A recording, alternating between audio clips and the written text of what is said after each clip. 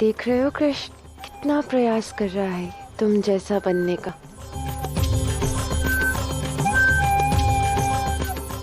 कृष्ण क्या हुआ, बांसुरी बजाना भूल गए? मैं भला बांसुरी बजाना कैसे भूल सकता हूँ। मैं तो बस यही चाहता हूँ कि संसार यही सोचे कि मुझे बांसुरी बजाना राधा ने सिखाया है। अब इसमें वही सुर बजेंगे जो राधा सिखाएगी। अच्छा, अपनी कला का तनिक भी अहंकार नहीं है? तनिक भी नहीं। संसार को ये बताना चाहते हो कि ये बांसुरी मैंने सिखाई है? सत्य कहूँ तो मुझे जीवन जीना तुमने सिखाया है राधा। अच्छा चलो, मैं तुम्हें बांसुरी सिखाती हूँ। उठाओ बांसुरी।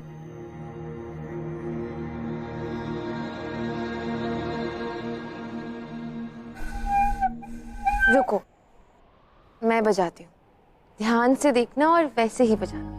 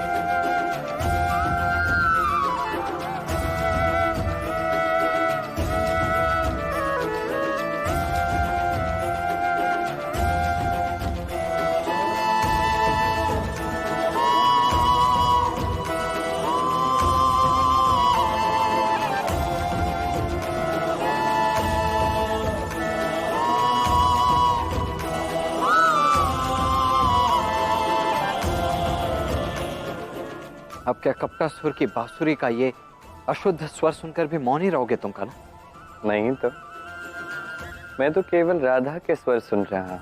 जो द्वारका से तुम्हारी राधा से हम सबसे छल कर रहा है, कपट कर रहा है, उस बहरूपिये का सुर नहीं सुन पा रहे हो तुम।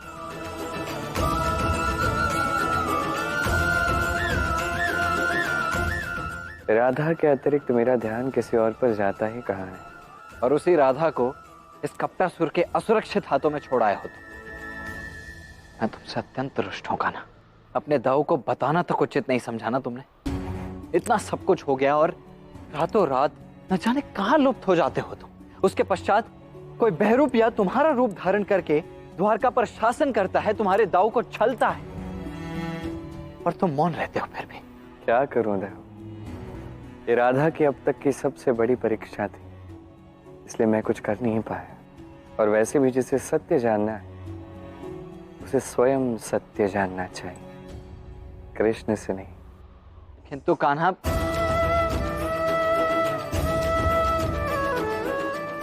सुनो क्या मधुर संगीत है। वाह,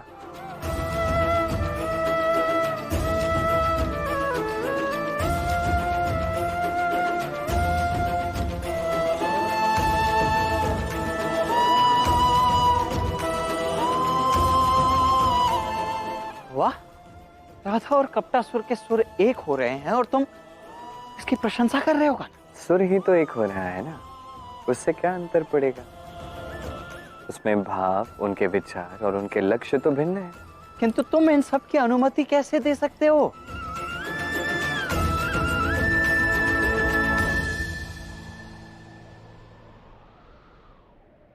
अरे वाह,